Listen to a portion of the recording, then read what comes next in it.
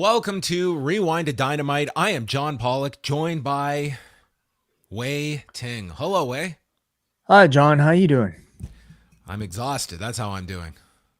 Yeah, long day for you. This was an extremely long day. I'm going to make one request to the gods out there, whatever denomination you might subscribe to. I hope and pray that we never have another WWE earnings call hours before Dynamite. It was extremely pressing, all of this stuff. It just felt like there were 10 million things going on, and it just didn't stop from 4 o'clock onward.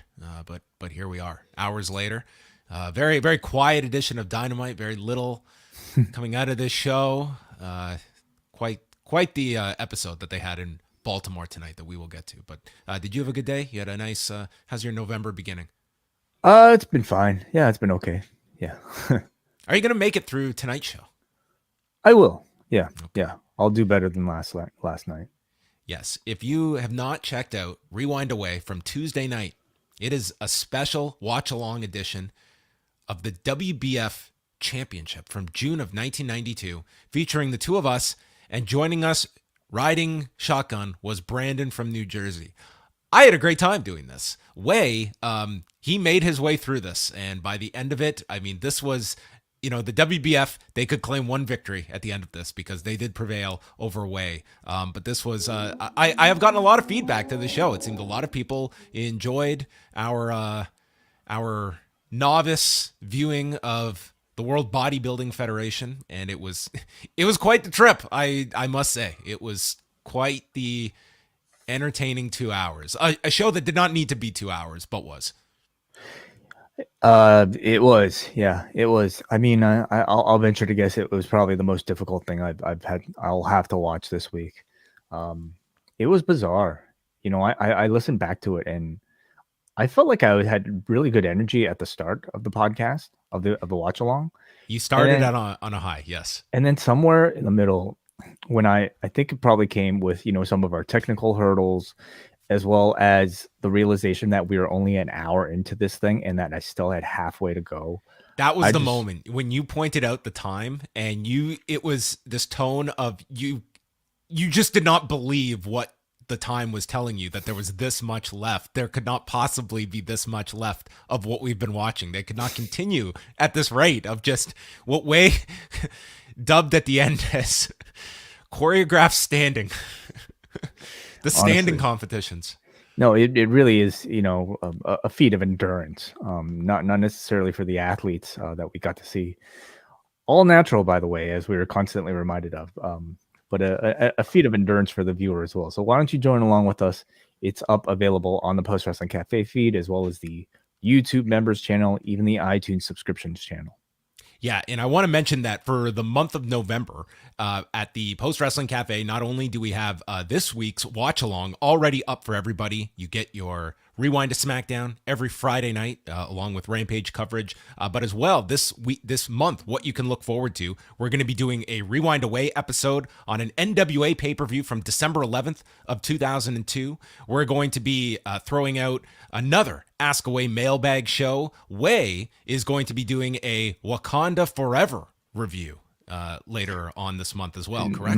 Not just me, but a whole bunch of us, including Rich Fan, WH Park, Scrump will be joining us. Hopefully Nate Milton as well.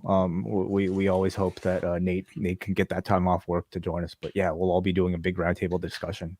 Yeah, and I'm hoping that we can do some stuff when we're in Newark as well for some extra bonus content for Post Wrestling Cafe members. So $6, it gets you in the door. You will be charged right away, but then you will not be charged again for 30 days. So you don't have to worry what time of the month you sign up for. Previously, you would always get billed at the first of the month. So that is waived, and now you can sign up anytime you want, and you don't have to worry about checking the calendar to get the best bang for your buck. So take a sample. Hopefully you enjoy all of the extra stuff that we put out each week, and it helps support us here at Post Wrestling, as does your attendance at the Post Wrestling 5-year anniversary spectacular happening Saturday, November the 19th at QXT's nightclub, presented by Real Digital. It is going to be the show of all shows. We are going to have Braden Harrington and Davey Portman, Sting and Darby Allin themselves in the house to host one of their world famous games. Fire Frank is going to be in the house. And then Wai and I will be hosting a live Q&A. All questions welcome, and maybe we will get some of the post-faithful up on stage, because we will be joined by Andrew Thompson, Benno, Brandon Thurston, R-Man Neil, W.H. Park, Mike Murray, Chris from L.A. The man is just a world traveler now, Chris from L.A., making the big trip from L.A., coming over, not for Full Gear. He's coming for the 5-year anniversary show. So I'm looking forward to seeing all of these people, whether it's for the first time or the next time. Put a face to some voices you've heard all these years. Why not? So that is all happening. Tickets are available now, postwrestling.com/live. There are VIP tickets to be had, as well as general admission. The general admission tickets cover all of the on-stage activities and your chance to chill out with everybody during the afternoon. And we will be there starting at 1 p.m. And it's just minutes away from the Prudential Center if you are heading off to Full Gear afterwards. Maybe you'll get to watch Full Gear with Wai. Maybe you can. Wai will have a exclusive post-wrestling after party. Will I? Will we not? Will not everybody be watching the press conference afterwards? That's what should be part of the pay-per-view. They should maybe sell that separately, the press conference. Oh, I would buy that. Absolutely. So that is all happening in just a couple of weeks' time. Are you? This is like creeping up on us. It's in 3 weeks. Yeah. I'm excited. I'm definitely to see everybody. Yeah. It's going to be a very, very packed weekend happening in Newark. All right. Also, later this week, just want to make mention that on Thursday, Brandon Thurston and I are going to be doing a special show live Thursday at 1 p.m. Eastern time here at youtube.com/postwrestling, going through all of the third quarter earnings report and the call with investors. We'll go over just some of the top line items tonight, but we're going to save the bulk of that discussion for Thursday's show with Brandon. I also encourage you to go over to WrestleNomics or on his Twitter feed. He had a great rundown of all of the key points coming out of today's report and call. So check that out Thursday at 1. And then Friday night, Wai will be live with Kate from Montreal for Rewind to SmackDown. And then Kate's coming back with me on Saturday. We will be live at around 3 p.m. Eastern here on the channel, right after Crown Jewel, right after the WWE's return to Saudi Arabia, which we'll be talking about in a couple of minutes. And it all leads to the long and winding Royal Road with W.H. Park and Tom Lawler also dropping Saturday as they chat about Masahito Kakihara and Yoshinari Ogawa on Saturday. Plus WrestleNomics on Sunday. A packed couple of days at postwrestling.com. So just bookmark it, plop down there, and just turn it on and don't leave. Whether it's getting to see Barry DeMay or hearing Chris Gullo give you the latest on the Buffalo Bills. We've got everything covered, everything under the sun. The show is varied as tonight's edition of Dynamite. It is. It's got something for everyone, even if you didn't ask for it. So there you have it. Postwrestling.com is where you can go. Are you ready for a packed news pack, Wai? Let's get into it. Yes. Okay. We're going to start off with, to me, what's a really big story, and that is this whole situation that's going on with Saudi Arabia. So if you have not been following the news the last couple of days, on Tuesday, news came out, and this is from the Associated Press, that Saudi Arabia has shared intelligence with American officials that suggests Iran could be preparing for an imminent attack on the kingdom, 3 U.S. officials said on Tuesday. The heightened concerns about a potential attack on Saudi Arabia come as the Biden administration is criticizing Tehran for its crackdown on widespread protests and condemning it for sending hundreds of drones as well as technical support to Russia for use in its war in Ukraine. The AP story goes on to say that one of the officials who confirmed the intelligence sharing described it as a credible threat of an attack, quote, soon or within 48 hours. No U.S. embassy or consulate in the region has issued alerts or guidance to Americans in Saudi Arabia or elsewhere in the Middle East based on the intelligence. The officials were not authorized to comment publicly and spoke on the condition of anonymity. Now, fast forward to Wednesday, and a spokesperson for Iran's foreign ministry has called this accusation baseless, stating that that Iran has been engaged in positive diplomacy with its neighbors and denying that there are any plans for an attack on Saudi Arabia. Nevertheless, I think that if you are a performer or member of WWE, by extension, a family member whose loved one is getting on a plane to go to Saudi Arabia, we know about the existing tensions that happened that week in 2019, and I can't imagine that there is not some trepidation among those that are taking part in this coming up on Saturday, when this is a very spotlighted news item. Certainly, yeah. For me, it's a reminder that there are parts of the world that have to deal with problems like this that are way bigger than worrying about which wrestling promotion is the best one this week or something like that. And it's certainly a part of the cost of doing business. With a government that is embroiled in this sort of thing.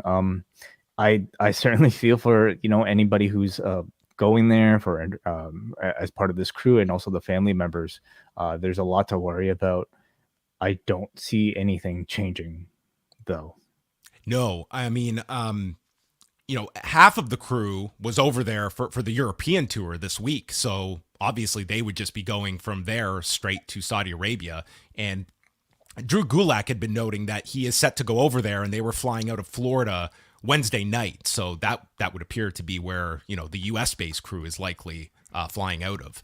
So, there was nothing of the, and nor did I expect this to be brought up on the earnings call, but there has been no statement from WWE. They have not commented on this, and they are obviously planning to move forward with this.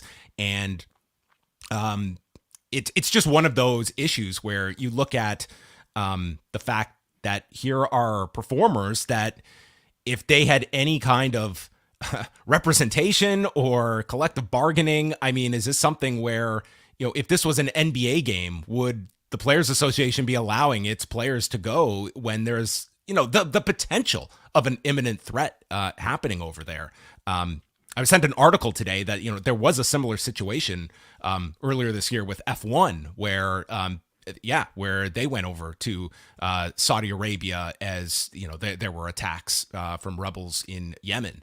So, I mean, this is not unprecedented, but nevertheless, I think there's going to be some very tense individuals and family members from now until they return over the weekend, that it's, you're just hoping for the best and that this is a safe trip for everybody involved. But this is a real world reminder of, these trips that the WWE has contracted themselves to. And, I don't care if it's a 10% chance of danger. I don't think that's a percentage chance that many want to be taking, where this is completely out of their control and they are going over there for these high cost events, and their safety could be jeopardized.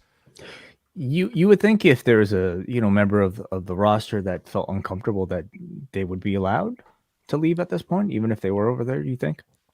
You would hope so, but I would be. I would be certainly very trepidatious if I was, taking in this information and knowing that I'm getting on a plane and going to Saudi Arabia, where I'm going to be for multiple days right in. I mean, it's quite the leap of faith I think you are taking by going over there. Okay. Well, I feel like this is something that is probably a lot bigger than like what we can really talk about on a wrestling podcast, not just the safety, of course, of the performers, but I mean, of the citizens that are involved in really either country, getting caught in all of this. So,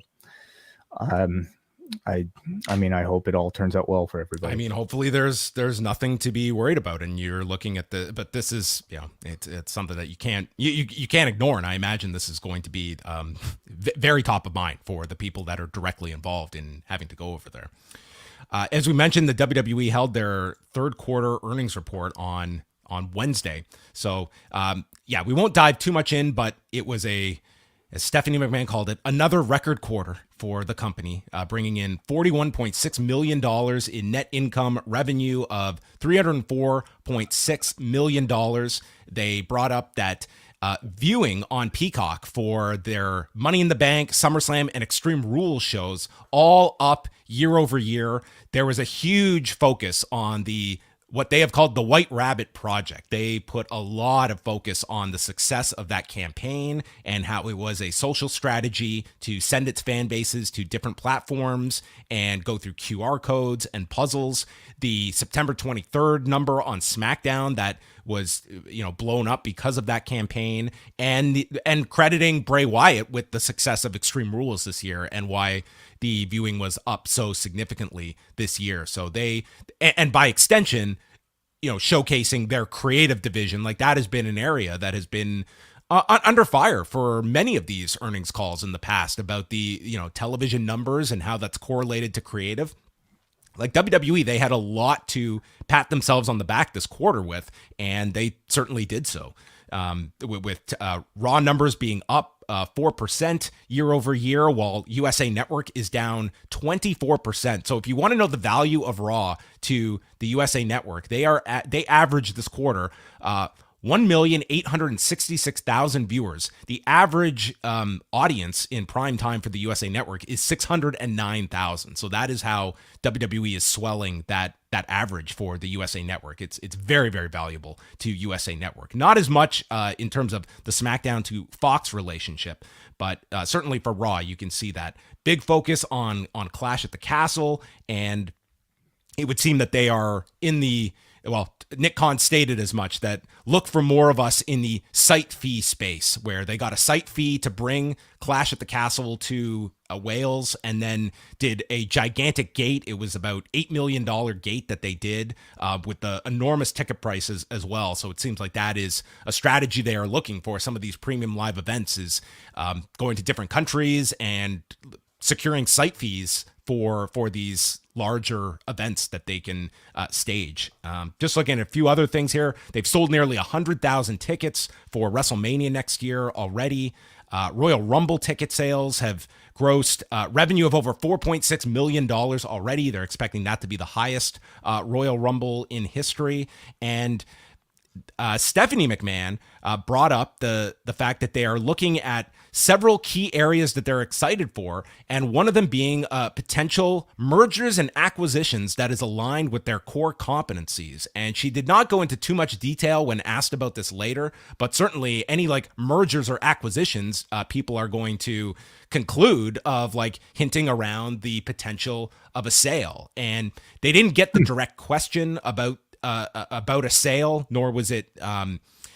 Stephanie was asked at one point about it, and when it came to acquisitions, she mentioned, small term things, but then in the larger scope, things that make sense for us, just really kind of just leaving things very much open ended. But that was, certainly something that you're going to take from that. They continue to, outright keep that door open for people to speculate and know that, the we're open for business has always been the line that they have used for all of this. So those were some of the things that came up. Paul Levesque was much more focused upon during this call, along with Nick Khan and Stephanie McMahon, and so pretty much getting all the credit for, the television numbers, the creative that they believe has, been a big factor in television numbers turning around. And Paul Levesque stating that we're looking further ahead than we ever had before. He's looking at next year's WrestleMania, how that takes them into the summer,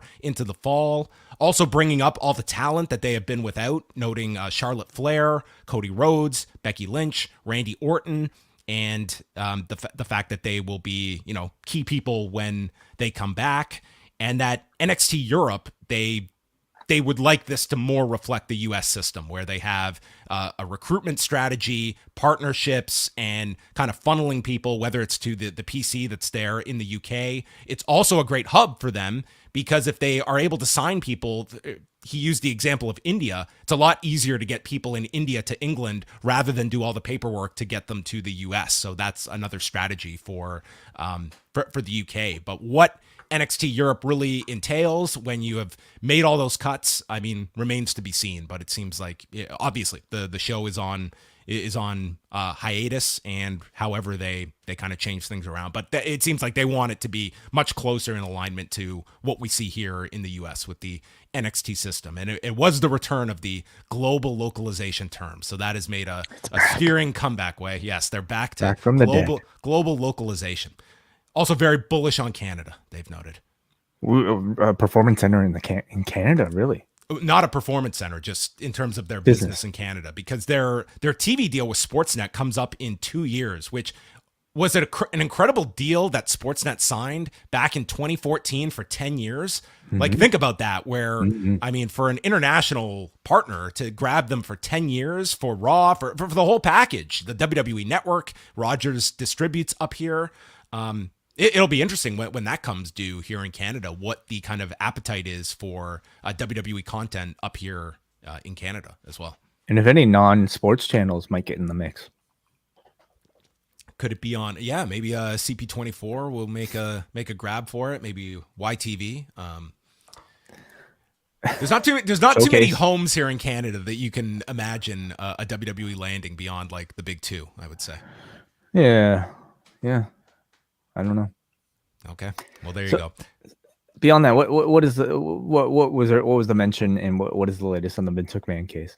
Oh yeah, so that was brought up in the filing, and Frank Riddick could not have speed read through this statement faster, but the special committee investigation section reads, as previously announced, a special committee of independent members of the board of directors was formed to investigate alleged misconduct by Vincent K. McMahon, the company's former chairman and chief executive officer, who resigned, not retired, who resigned from all positions held with the company on July 22nd, 2022, but remains a stockholder with a controlling interest, and another executive who is no longer with the company, that being John Laurinaitis, but not named.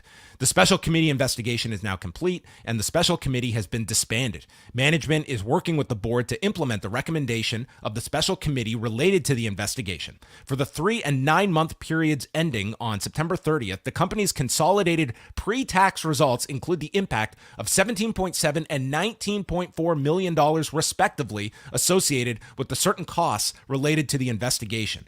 And so that was, for the 9 month period, $19.4 million associated with this investigation into the alleged misconduct. So it cost them that much just to figure out where that other money went. Yeah, of almost a similar amount. Okay. The way that it works out. But I mean, the investigation is done, and the most you have of any kind of substantive action being taken is that they are working with the board to implement the recommendations of the special committee related to the investigation. Will we ever see what those recommendations are? Remains to be seen, but this could not have been, I mean, it was included, but it was hardly a focus of this call. Well, they don't have any sort of like rules about informing the investors about some of the results of something like this. I mean, this was what they believe is, their transparency. Okay. Well, we did the investigation. We have got the recommendations. I mean, ultimately, the guy's gone. So, I mean, there's that. It's not as though it was, this is the person that is still running everything day to day. We've done our investigation, and we're keeping him in a position of power. I mean, he's out. So there is that, and it doesn't seem as though they're going to really be pushed in that direction either to explain any of the findings, how the years of this could have impacted the company culture. How has that changed in these past number of months? Are there related issues from this was operated from the top down with Vince McMahon for all these years? And given what sounds like pretty positive results with a new regime in charge, probably not that much demand from the investors either. And that is going to speak volumes to people that are just simply looking at the results. And would there be more criticism of all of this if business had gone down of what Vince McMahon did? And it does not seem that there is much. And granted, these are not the outlets. These earnings calls are not the outlet for these kinds of topics to be addressed. It is it's something. Like, this is a lot in the grand scheme of thing, not a huge drop in the bucket for WWE to spend $19.4 million. At the same time, it's like we have seen, lawsuits filed at just the, there was a great outrage when Vince McMahon had on one of these calls noted like how they're planning to double their rights fees and, putting that expectation out there. I mean, these are, sometimes it's, these are investors' money, and this is certainly, $19.4 million that was spent on, the actions of, two people that were pointed to in this entire thing. So anyway, more of this will be covered on Thursday with Brandon, so tune into that at 1 p.m. Eastern time here on the channel. NXT on Tuesday night. We'll get into the ratings in a minute, but the most noteworthy thing coming out of the show was an injury to R-Truth that halted his match with Grayson Waller. If you missed the spot, R-Truth was going to deliver a dive over the top to the floor, and it looked like his leg gave out as he was in the midst of, going into the air, and then was like coming up short. So he pretty much just landed right on the floor. And, it was just, he could not complete the dive. So Grayson Waller, I think, was in a tough spot because he was, expecting to catch this guy who could not make it all the way to him. And the match was just waved off, and he was taken to the back. I was told by two people that he was being checked out today. I'm still awaiting confirmation on the extent of the injury, but obviously if he's facing surgery, I mean, that's, a real serious deal. He's 50 years old at this point. So whenever you're facing a potential surgery at that age, it's concerning. And it was, it was a nasty landing, you could see, and the right call obviously made to just call the match off. Absolutely. Yeah. I mean, this was, while this guy is having a relatively busy time, I suppose, on TV, working double duty on two shows and working hard here. I mean, like, this was a dive that, I mean, the R-Truth character doesn't need to be doing these, but, he felt the need that, coming down here that, felt like doing it. And it's unfortunate because this is a character that very, very popular among, all of the, all people, and one that does not need to be doing it. But I think it was more so just a message of him coming down to NXT and wanted to work hard in this match. And it's just one of those things that these injuries can happen. There's not always a preventable measure to them. So hopefully a full recovery for R-Truth coming out of Tuesday's show. We also had several releases that were first reported by PW Insider at the NXT level, including Ru Feng, Damaris Griffin, Erica Yan, Sloane Jacobs, and the most noteworthy one, Bodhi Hayward of Chase University. And Bodhi Hayward already did an interview with PWMania.com, and he was asked about the release and kind of how everything was going for him and kind of how this caught him off guard. And again, this is from PWMania.com, and he stated, "When I came in, there were talks that there would be an evolution. It was meant to evolve as I evolve." I think he's talking about the group. "As we got more people, I always felt like I would be taken care of as well. I got injured, but got cleared and felt safe and thought they wanted to protect me. Every opportunity I thought was passed over wrestling-wise. We were on television, entertainment-wise. I thought the wrestling opportunities were coming. Maybe I wasn't there wrestling-wise for television, but that's just how TV is. That's the part I was really confused about. It was a 45-second phone call to let me know I wasn't maximizing my potential and let go. I thought that there would have been me graduating from Chase U, maybe having issues with Mr. Chase, and turmoil starting. Maybe Duke would have been a match for me as well, to show that I can wrestle with a good opportunity. I felt that the Trick Williams and Carmelo Hayes versus me and Andre Chase match was great. When I did wrestle, I felt like it was good. With the reaction we were getting, I didn't think I had to go to the top rope to do a moonsault, but if that's what I have to prove, so be it." So this one was an odd one, just given the fact that he was in the midst of a storyline. If you haven't been following NXT, I mean, they had just introduced Duke Hudson into the group, and sort of this, kind of Bodhi Hayward sort of having a crush on Thea Hale, and now Duke Hudson swoops in. So they had just introduced this, and For me, it's just an odd one here that you just yank him and we get the awkward transition on Tuesday where they just look at the flag that no one's there to carry, like subtly acknowledging that he's gone, as though like the audience is all up to date on this. Like, could we not have just written him off in a logical fashion in the midst of a story? But they felt the need not to. And, you know, from his side of things was they didn't feel he was maximizing his potential. So obviously there was an issue there that WWE, you know, thought of him. And this could be one of those situations of just, you know, cutting someone and seeing what he does elsewhere. And whether they look at him again. I really enjoy the Chase University group. I think they're a very, very entertaining group. But this was, this would be the most surprising of the releases. The other ones, I think these will be routine. That after so many months, they're going to look at the progress others are making, and they're not going to be holding on to they're not going to have a warehouse full of talent just to put on Level Up and NXT. I think you will be churning talent along the way, and that's. I don't know what the specific cases were the other four. I think Bodhi Hayward is the one that people were most surprised by.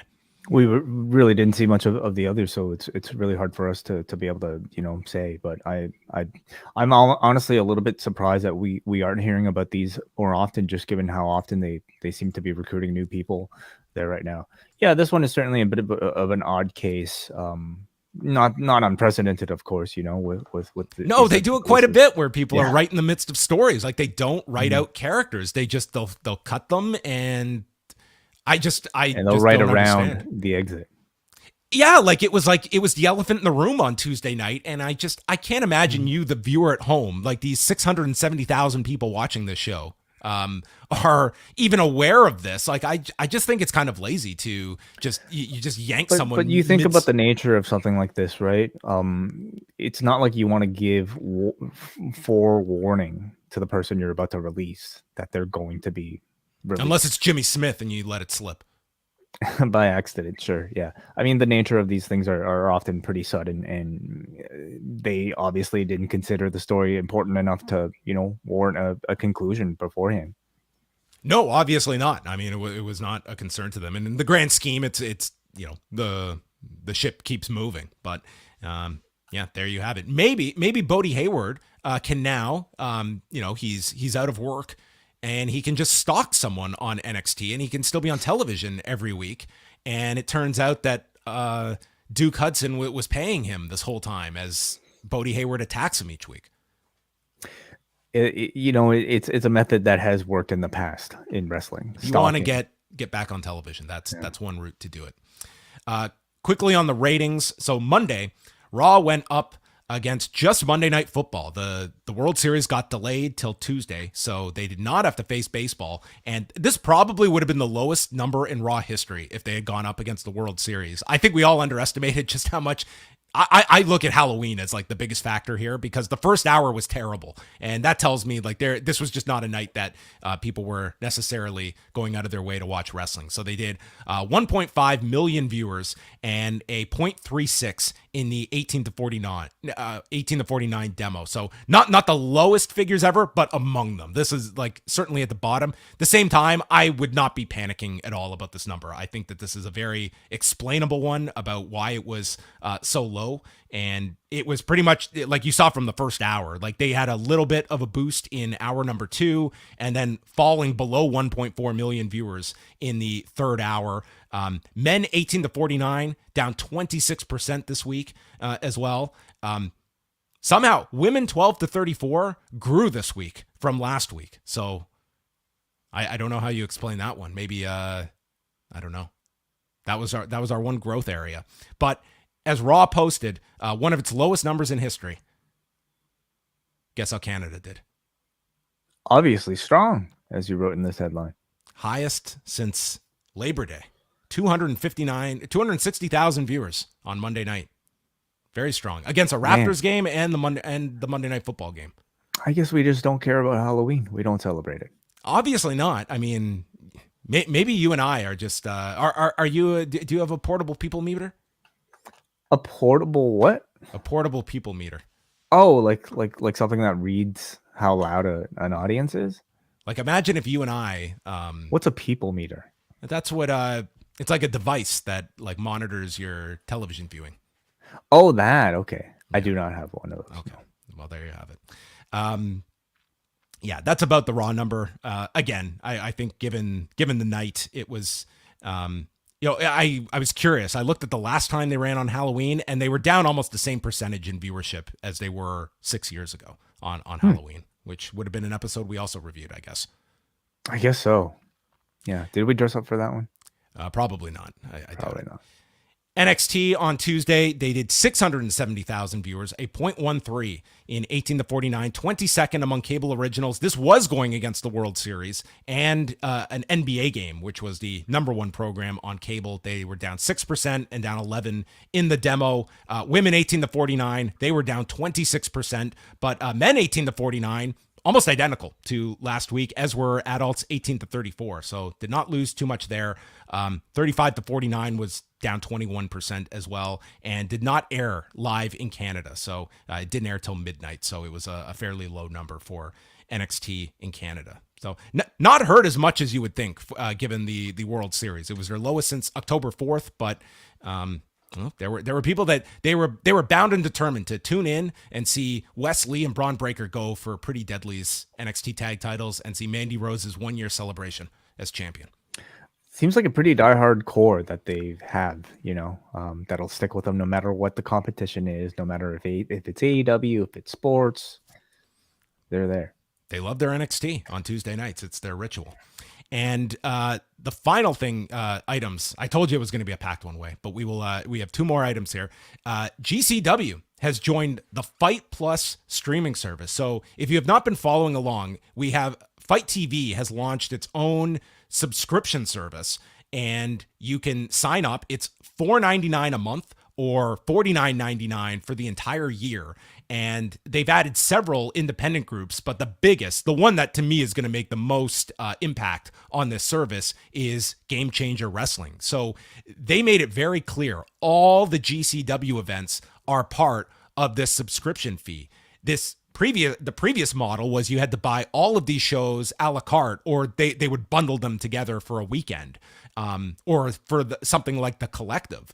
But this sounds like it's $4.99 a month. That the biggest winner in this is you, the consumer. This is a tremendous deal. It's John Pine specifically.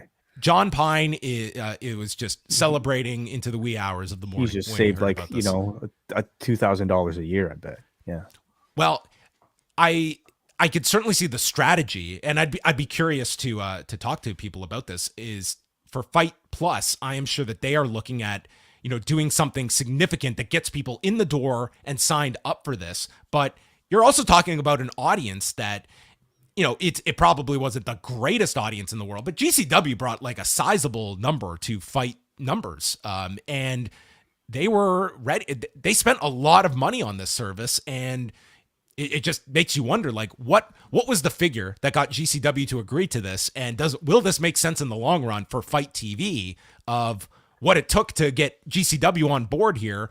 And like those collectives, like that was like over $100 you'd be spending. And it sounds like $4.99 will get you like your WrestleMania weekend. Well, it sounds like this is a similar conversation we always have. When the WWE Network was launched, when any of these sort of streaming services are launched, this price gets me this much. I think the thinking is that, $5 a month from a vast majority of people, hopefully more than that would order a typical one GCW show a year, would be enough to justify the continued cost of something like this. We're also talking about Triller here, that are the owners of FITE, and we know how they're more than willing to spend money on stupid shit. Not to say this is stupid. I think this is incredibly smart. Of all the promotions that are out there, I think GCW is probably among the best that you can get for a service like this. And they have seemed very savvy when it comes to deals that they sign. Like if you listen to Brett Lauderdale, this is not a guy like that. I'm sure over the years he has had television opportunities and he is not signing stupid deals.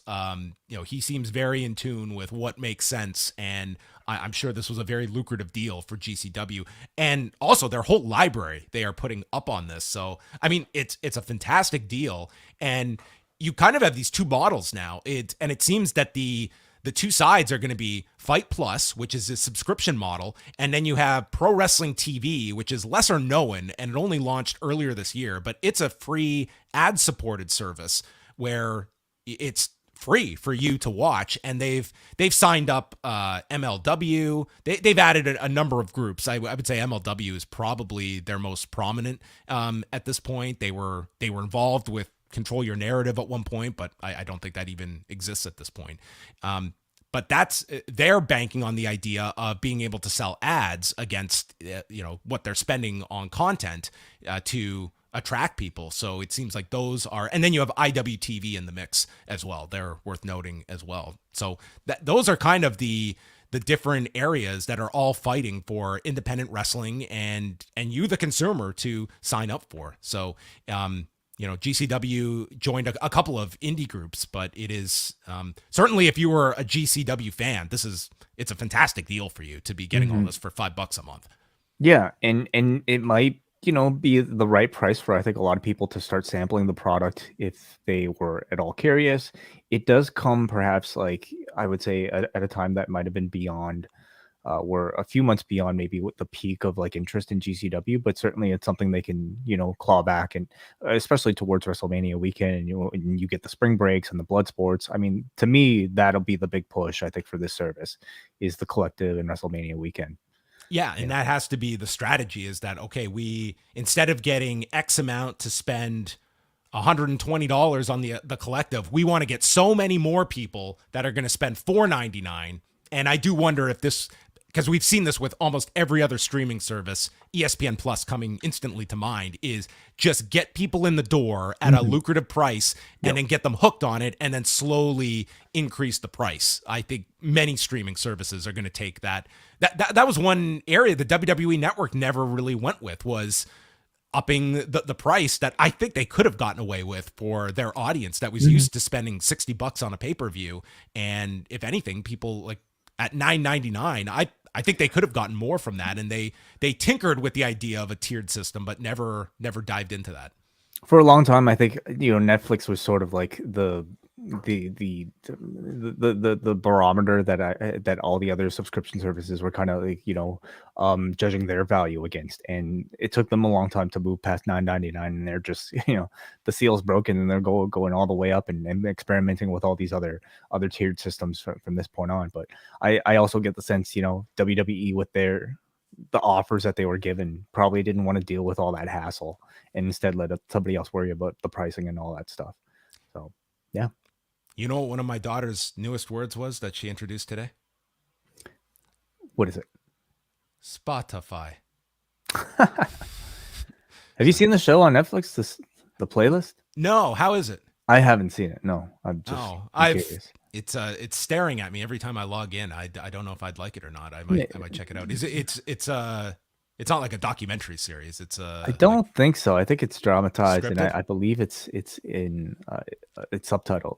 So I have to say, there's this great interview I listened to on the Ringer podcast today about the one of the executives at F1 about the whole media rights, and he's sort of the buffer between the teams and Netflix for Drive to Survive. Really fascinating stuff. Yeah, send that to me. Yeah, it's cool. And last thing, speaking of craziness, Jake Paul was on his brother's podcast. Oh, that was another note on the earnings call. Paul Levesque all but said Jake Paul is going to be in Logan Paul's corner. He stated that with the bloodline all in Roman Reigns' corner, which is kind of interesting. He emphasized the bloodline, which it'd be very notable if Sami Zayn was not there. He said that it would pretty much stating that will Logan Paul have his brother in his corner to combat the bloodline, which I would hope that they push that fact on Friday on SmackDown, which they could easily insert something into. But yeah, he all but said Jake Paul will be on the show Saturday. So Jake Paul was on his brother's podcast and was asked about how the pay-per-view is going to end up doing with Anderson Silva from this past Saturday. And he said it's probably going to end up around 200,000 to 300,000 buys, which he called pretty upsetting. And, he had a lot of reasons that he believes this. First of all, he said that all the pre-buys, it was just going up, up, up. And then that interview came out with Anderson Silva last week. I don't know if you heard this way, where it was an interview conducted in September by MMA Weekly that came out last week in the lead up to the fight, where Anderson Silva stated that he was knocked out twice during camp. And everyone freaked out. Like, this is a pretty bad signal. And the commission was looking into this. Silva then said it was the translation. I misspoke. Pretty much trying to equate it like he got knocked down, not knocked out. And anyway, the fight happened, but Jake Paul was stating, our pre-buys were all going up. Then that interview dropped and they stopped. And I don't know what pre-buys really, like, I don't know how many people are really buying these pay-per-views in advance. I think 90% of buys are coming the day of, if not the hour before the pay-per-view. So I don't know how much you put that in. Then he added that it's Halloween, there's football going on, and I'm not fighting again unless it's the summer. He's only fighting in July and August moving forward. I was like, you guys booked this fight. Halloween happens the same time every year. So it's like, you knew what you were doing when you signed up for. Well, what's that criticism? What? Because his belief, people are out for Halloween this past weekend. There's other sports on television and, the fight. Anyway, it's honestly, people are like, all the headlines are like, oh, it's the pay-per-view tanked. It's like, dude, 200,000 to 300,000 buys. It's not a home run. It's not it's to me like what I would expect for this. Like, I think Jake Paul's drawing ability has been greatly inflated, I think, by people believing he is, this transcendent star. He's a star, but it's going to be the right fight that connects. And, the Tyron Woodley fights weren't these gangbuster numbers. We haven't got really reliable figures on the Ben Askren one. This is about what I would have pegged this to do. Anyone thinking this was going to do, 800,000 buys, I think you have a great miscalculation of, just the drawing power of both of these guys at this stage of the game. So anyway, that was that. That's not the official number. That's coming from Jake Paul. So, but the fact is he's disappointed with what he expects the numbers to do. So I know you, already have a lot of stories for this news pack, but maybe we should be adding one more here. And this, I want to thank Barney Gumble, Sir Barney Gumble, from the chat room to alert us that Tony Khan has tweeted, "Welcome to AEW, the new AEW Director of Business Development, Jeff Jarrett." Is this his 10th life? 11th? Jeez, who knows? 12th? Who knows? I mean, this graphic, can anyone be stunned that here in 2022 we are looking at Jeff Jarrett being all elite? So he is going to be the Director of Business Development. And Tony Khan also stated, "I look forward to expanding the AEW live events calendar in 2013 and in future years with Double J and some of the Chris Harrington and also this person, Raphael Morphy." Yep. Yeah. Okay. So he has joined AEW upper management, it sounds like. Yeah, and apparently is going to have an on-screen role as well, as we will get into in the show. He was, he had an executive role in WWE. Listen, Jeff Jarrett, it's for a lot of people, it's like they just laugh at this man's unbelievable ability to always land on his feet, but I mean, he has a tremendous amount of experience. He is somebody that has worked in so many different areas of the business. And quite frankly, in modern times, you can't fill up your hands too much naming people that have the level of experience that a Jeff Jarrett has. So, we will see what this means for AEW, having him in the fold. Personally, like I have to imagine he offers quite a bit, in the behind the scenes setting that, we're not all privy to as audiences. I will talk about it. I'm not sensing a ton of excitement, maybe for an on-screen role for Jarrett, but I think behind the scenes, sure, why not? And we'll get into it in the segment. Also very noteworthy that it was his TNA theme that they played to end the segment as well. Mm-hmm. So there you go. A lengthy news pack, but there was a lot going on today. So now it's on to the AEW Dynamite review. And you know what, Way? I could just imagine hundreds of kids coming home after Halloween and stating, "What are we doing on Wednesday night?" "Well, we're going to go to the Chesapeake Employers Insurance Arena, Billy." Yeah, let's get in the car. Let's head down to the Chesapeake Employers Insurance Arena. I'm sure they have a catchier name for it. The CEIA. I'll have to ask Jordan, who was in attendance tonight. Well, he was one of, according to WrestleTix, about 2,500 tickets out for this show. This was well down from May, which had about 4,500 out or so. So quite a departure, unless there was some extreme walk-up in the last few hours. But it seemed like another market that they were, the demand has cooled for some of these markets that they are coming back to. But we're starting off with a match immediately. Darby Allin against Jay Lethal. Lethal attacks Darby on the floor, and then Sanjay Dutt and Satnam Singh come down, and Singh gets in the way of Darby going for a dive. And there was this cool spot where Darby's ribs are taped up, and he gets monkey flipped into the steps with his ribs. And this led to Lethal working on the ribs throughout the match, including a German to Darby on the edge. During the picture-in-picture, I don't know if people caught this, but Lethal pressed Darby up in the air, and Darby came down, and it looked like he just jammed his head and shoulder down into the mat. It looked like the ugliest landing for Darby Allin, but the man just gets up and keeps going and continues to attack on the ribs. And then a lethal injection is caught by a rear naked choke, twisting stunner by Darby out of the corner, and then teases the coffin drop, but Lethal rolls to the floor. And then in the image of the night, at least on the candidates for image of the night, there were plenty of them, Darby goes for his tope, and he bounces off of Satnam Singh. And this led to Singh and Darby being ejected. This just looked insane. This man just stood there, and he bounced off of him. And then someone dressed as Sting, this could have been Braden, I thought, jumps Darby and attacks him, and it leads to a lethal injection and Jay Lethal winning in 9 minutes and 5 seconds. And this mysterious Sting figure gets into the ring. They unmask him. You have never heard a more silent reaction than when Cole Carter revealed himself to be under the mask. Obviously this was designed for the bigger pop later in the segment, but I was just watching this. I was like, how could you possibly do a reveal segment with Cole Carter? Well, my only question is, who wore it better, Cole Carter or Braden Harrington?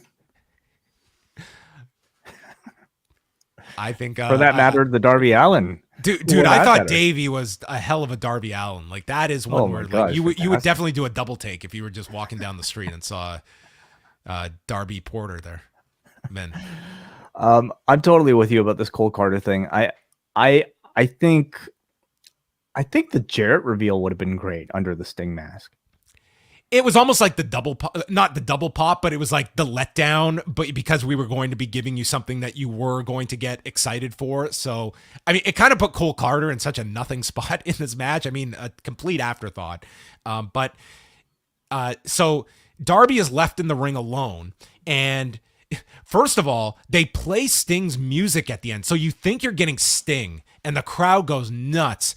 And with everyone focused on the entrance, that's when Jeff Jarrett, in his dark cowboy attire from GCW earlier this year, appears in the ring. And I can only describe this reaction as, what the fuck? And it's like people processing, you see Jeff Jarrett, but you can't fathom that it's actually Jeff Jarrett that is in this ring, and he clocks Darby with a guitar over the head and sliced him open. Like, he was bleeding badly all over the mat from this guitar shot. Big pool of blood under Darby's head. I was really concerned. Welcome to the family, Jeff. And Jarrett then cuts a big promo, look jacked here, says that Sting has become Darby's biggest weakness, and he's got a message for the roster, the announcers. He then starts calling out the production guys by name, but his message is for the delusional fan base of AEW, and he goes over his history of his family and his business for the last 75 years and leaves an impact wherever they go. This did get a lot of heat. This whole crowd is chanting, "You still suck," and he promises body bags by the time he's done. What type of heat were we talking about, though? I mean, they were loud. I mean, they disliked this man. Yeah, and a lot more than Cole Carter. Well, they at least knew who he was. You know, that's always a positive when you do a surprise, is they know who you are.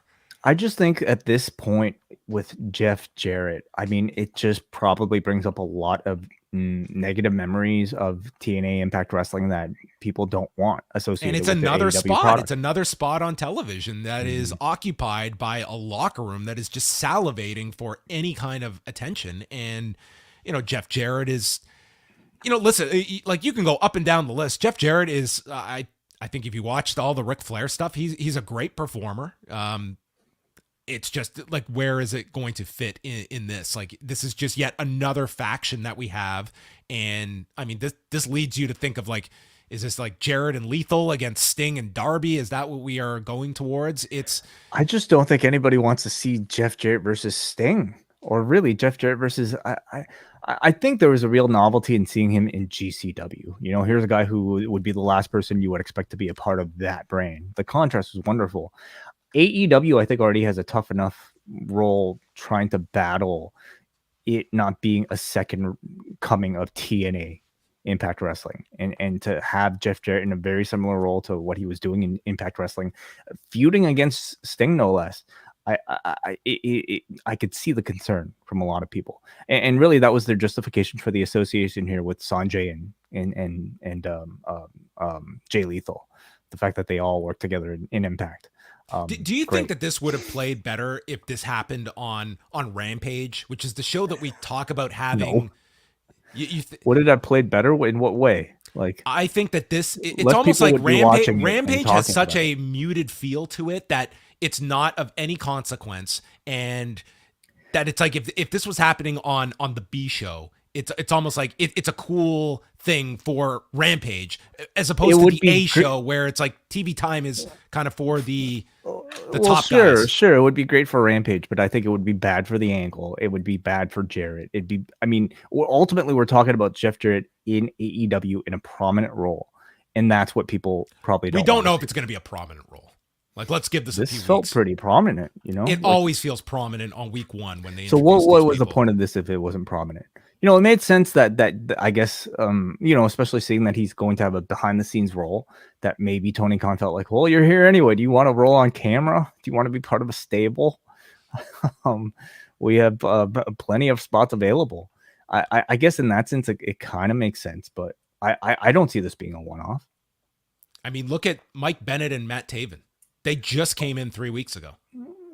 Okay, so you're saying it might not be prominent because we just might not. I'm just saying, like week one, these people come in, and then a couple weeks go by, and a lot of people just kind of get lost in the background. Like I don't think Sting is, and I don't think Jeff Jarrett is going to be dominating AEW television. And maybe I will dominates AEW television besides a select few. That's more of a criticism of how often people get lost immediately after they've been introduced. But the point remains: do people want this constant reminder of Impact Wrestling, TNA Wrestling, I should say, on their AEW television? I don't know about it. I mean, we can contrast this with some of the other appearances that took place tonight, and I thought a lot of those others were perhaps a lot more well received than this. Well, it was our first noteworthy appearance of the night. Cole Carter, and then number 2, Jeff Jarrett. They recapped the firm's attack on MJF last week, and no MJF Let's also go back and talk about the year this man's had. Jeff Jarrett, okay? It starts with GCW and Effie, where he beats him and then never comes back. He had that one-off appearance in the WWE, coming back for some segment, but he was not working. That's right. Yeah, he did the pop-up on SmackDown. Then he's rehired by WWE in the live events department. Then does Triple Mania. He does Triple Mania. He does Ric Flair's final match. Yeah. Gets fired by WWE. SummerSlam special referee. He showed up Mania weekend for the AAA show, if you remember that. He started a podcast. And now he's off to AEW. Ends it off with AEW. The man is he is the forbidden door, this guy. I mean, is there anywhere he has not touched yet? I mean, there's Stardom, maybe up next. Well, they're trying to expand more into the U.S., and if there's anyone that, I think whether it's Kyrie or Mayu who wins that championship, I think that, there's a guitar coming their way. That's it. You think Jay White orchestrated this with his Bullet Club allegiances? Jeff Jarrett, the Bullet Club member? probably a combination of Jay White and Scott D'Amore for the TNA theme. The Bullet Club alumni who have now just, through their different satellites in WWE, TNA, New Japan, they're all over. Mm-hmm. So no MJF on the show tonight, which you can explain as him selling the attack from last week. Jon Moxley did this great promo backstage. This energy is the drug he loves. It's the biggest night of Lee Moriarty's life. He thinks that Lee has a lot of skills, and he likes Lee. He's just not mean enough or nasty enough for the Blackpool Combat Club. And he's going to give him a lesson in pain and perseverance tonight and force him to dig deep to where his bad intentions lie. And he's going to have to find that deep-rooted anger that he's repressed. Excellent, as always. Yeah, and you could probably tell this was a one-take type of thing. He's just got it in him. Anytime you put a camera on him, fantastic. Then we go to the break, and it's a clip of the Elite winning the Trios Championships that feel like a year ago, but it was the last pay-per-view. And then we go to someone's Avid system, and Avid Media Composer. And look at this. Is this top of the line? Oh, yeah. Sure. It's a standard. Yeah, so maybe this is... maybe Kevin Sullivan's behind the Delete the Elite. The producer, Kevin Sullivan, not the wrestler. So it's deleted from the editing system and replaced with Death Triangle's win, and then the shot of the Elite being removed from the poster. Yeah. So I think they're this is no kind of White Rabbit, level of tease. It's very clearly kind of spelling out what you're going to get at the end of all of this. Yeah. Do you think that this is how, does this just lead into the pay-per-view? It could, really. Yeah, all you really need is just kind of Death Triangle stating, hey, we've seen your videos. We challenge you to a match, and that could really be it. So what's going to be the go-home, Dropbox file? An Dropbox MP3 file from the Elite or something? Ooh, we're just going across all media. I mean, it's got to be more of this sort of deleting, vanishing stuff, right? So... I don't know. I like this. I overall, I like the fact that we're not hearing them talk about it. We're not hearing people on screen acknowledging it even. They're just kind of showing these little 30-second things, and that's it. They can honestly kind of take this all the way up until the week of the event, and I think you'd build a great anticipation just on that alone. It's like everyone knows they're coming. You don't know when they're coming. I think it's intriguing. It's simple too. You're curious of where this is all going, for sure. Jon Moxley, Lee Moriarty, title eliminator with Ethan Page on commentary. So during this match, Lamar Jackson, the quarterback of the Baltimore Ravens, arrives at the show fashionably late. He was not interested in elevation. He also was walking directly in front of the hard camera. Walks past the hard camera, and the whole crowd recognizes him. They all are looking at him and then chanting MVP. I would have been pissed if I was in the ring because they took all the attention away from these guys for the middle of this match. And then they finally settled down. And Taz is the one who informs us who this is that they're all noticing. But they get back on track here. Lee goes for a hammerlock. It's stopped with a cutter. And then Moriarty, who's been selling his shoulder, applies the Border City stretch, gives it up, then drops down, strikes, reapplies it. Moxley escapes with a cradle, drops the elbows, and then armbars Moriarty in 10 minutes and 6 seconds. Decent match. I didn't think this was sort of that match that if you were trying to tell the story of Lee Moriarty being criticized of not being violent enough and then standing up to Moxley and taking him to the brink before losing, I didn't think this accomplished that at the end. Agreed. I think it showcased, a great level of base ability that Lee Moriarty has, but I think it's a hard enough challenge when you're a heel trying to tell that, story that they've been telling with a Wheeler Yuta, for instance. When he's supposed to be in the position of the guy as part of the heel faction. I don't know if it was as successful here, and certainly having, the star athlete of the city walking in the background, distracting the entire arena, gave them a relatively kind of big obstacle for them to overcome. I also didn't really love Moriarty tapping out, when I feel this guy's gimmick is that he should be the submission expert, and maybe there's something to that. Maybe they'll kind of play up on that. I think they want another submission from Moxley. That's another believable finish for the pay-per-view. He's already got one though. I mean, he's got plenty, but like I don't know if like you need to do it to the guy whose thing is submissions, you know? Well, I mean, for them, this is about building up your pay-per-view, and Moriarty was the sacrificial lamb to build that up. Then Ethan Page ran down, boots Jon Moxley, and Ethan Page is in the title eliminator tournament, but we are going to get more names on Friday. So he is obviously one of the favorites. Then Renee, this was almost the exact same thing as we got with Brock and Lashley, where they were set to do an interview, but only one of them showed up. And it's Saraya. And they state they're going to use this valuable television time to talk, even though Baker has no-showed the interview. Saraya says Baker doesn't care about anyone but herself. Saraya has wrestled for 17 years, built divisions everywhere she went, and she wanted to be part of this rebel league of AEW, where rebels like Jeff Jarrett and company have come to stick it to the man. And she is asked about her medical status, and Saraya says, "I'll wait one more week because I still have one more doctor to consult." So yeah. I didn't know what went on here, that they advertised this all week. Baker did a separate segment, and they're pushing this a week. What is happening here, John, is that they had to debut Saraya, I suppose, at a big stage, and that was All Out. And they had no other material to get us from All Out to Full Gear, which is probably when they want to have the match.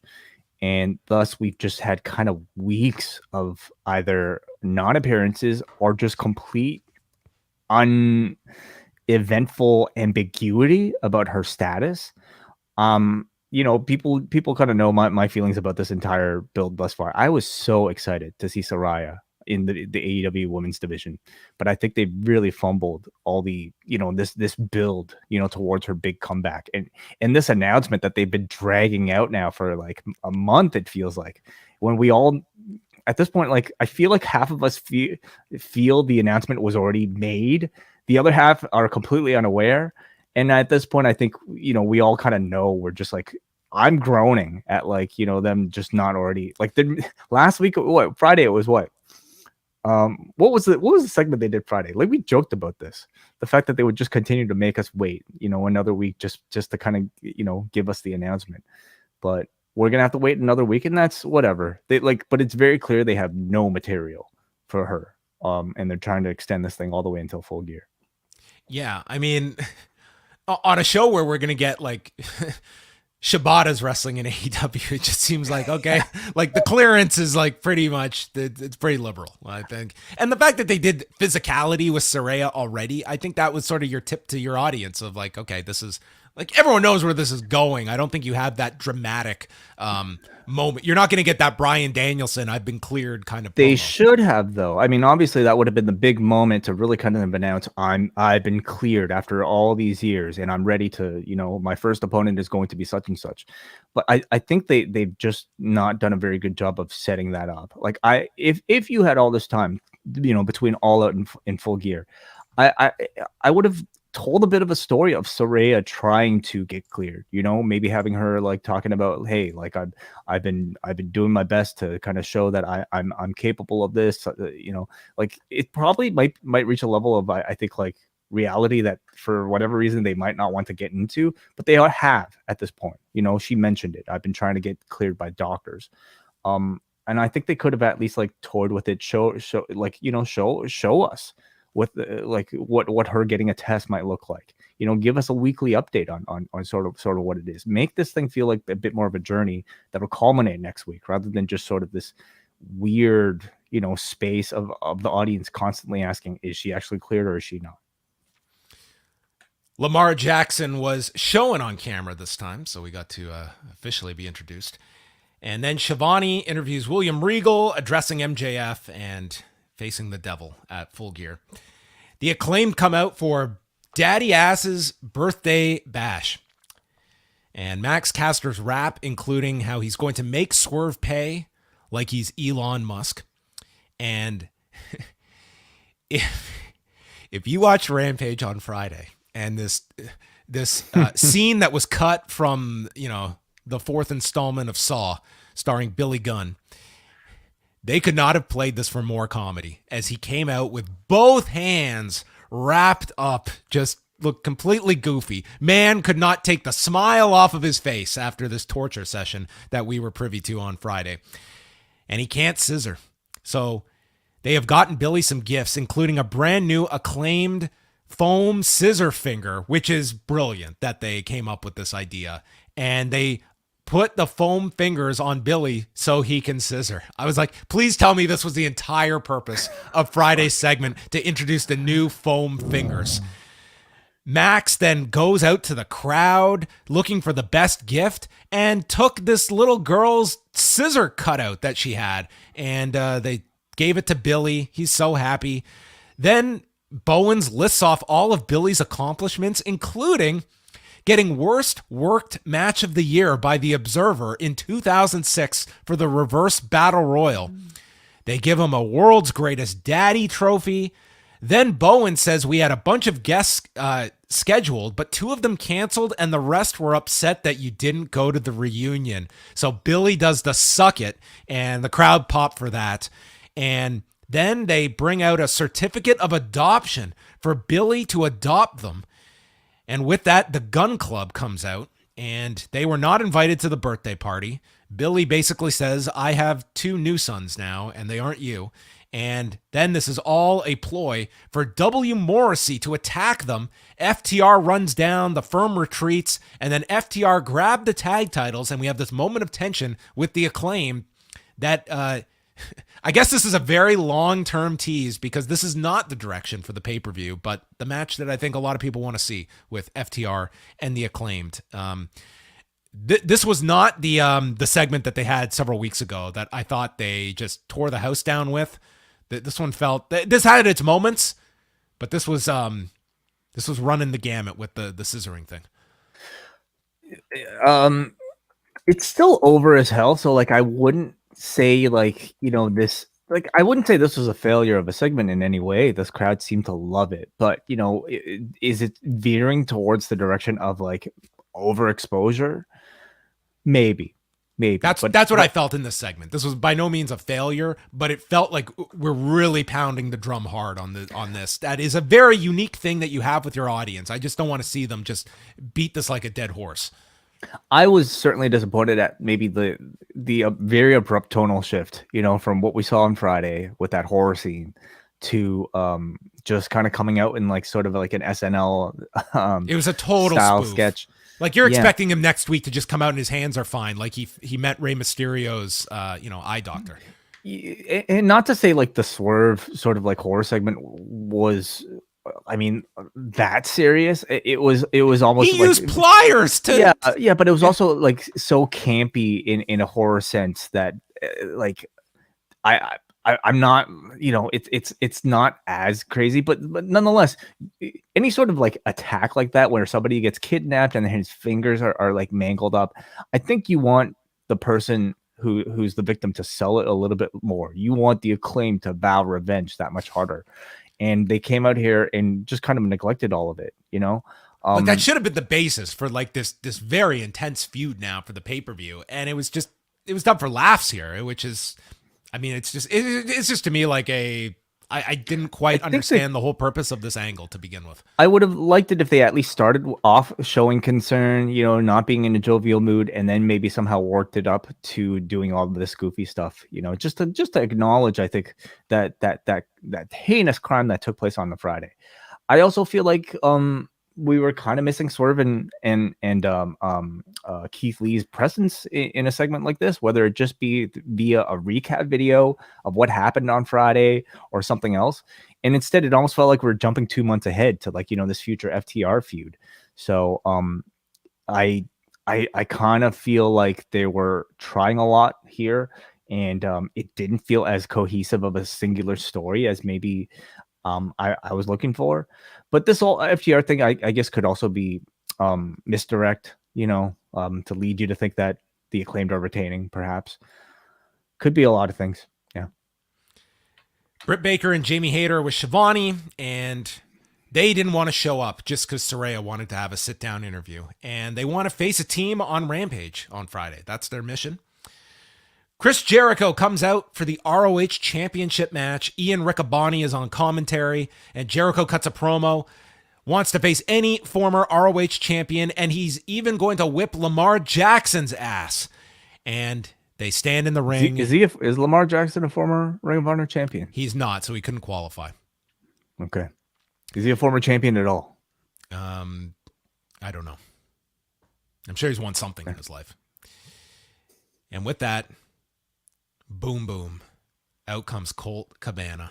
And our caller, Brian, called it on Friday.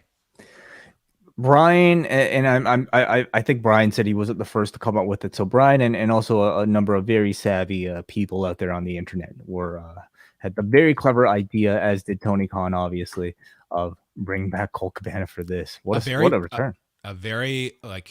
This was a very non-verbal public statement, I think, to many people out there. Both, as I wrote in my update today, like using Colt Cabana, it's not just a message for your audience that is a make good, for lack of a better term, but I think it's as much a message for your locker room that, this was the source of a lot of contention with people about how Cabana was handled, and at least utilizing him here for this. Like, it was a statement by AEW acknowledging what I think was and continues to be an elephant in the room. Yeah, and that is pretty much like not any more evident than I wanted to dig up this tweet from Trent. Actually, he might have taken it off by now, but anyway, he was certainly tweeting in support of this move for the boys. So, here it is. Yeah, for the boys, Trent says Colt Cabana's return. So, clearly, at least one member of the locker room was very happy to see this. I'm sure there were many. Yes. Mm-hmm. So he got a nice reaction coming out. And so the match begins, and this match definitely had some issues at the beginning. There was this spot I actually liked because it wasn't like what typically happens. So Cabana goes to clothesline Jericho over the top, and he doesn't go up and over. So Cabana goes for it again. And instead of Jericho just going up and over on the second time, because they couldn't do it on the first time, he won't go up on the second try either. So they just continue on, and then Jericho bails over the top rope to the floor on the opposite side. So it was more so not calling attention to, they got to the same destination here, but did not bother just doing the redo spot. Well, here's the thing, because both these guys are, like decades plus veterans at this point. I mean, there are a lot of things that might have been mistakes, but like, the recovery was so fast that they had me questioning whether or not they were mistakes at all.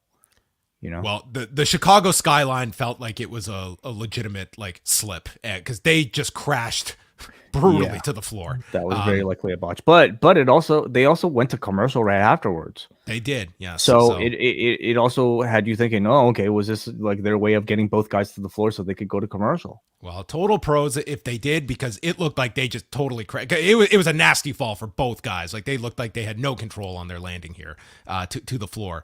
And Jericho just takes over, middle fingers to the crowd. Cabana is crotched on the top and then stops the walls of Jericho, ducks a Judas effect, and he applies the Billy Goat's curse. And he gets kicked off by Jericho, then goes for the Superman pin, but Hager pulls Cabana off, and he hits his great Asai moonsault to Daniel Garcia and Jake Hager. Flying Apple is hit, and then comes off the ropes and is caught with the code breaker as Jericho retains the title in 9 minutes and 12 seconds. Mm-hmm. Despite like some of those blemishes, I mean, I never really mind blemishes if they don't take me out of sort of the immersion of the match.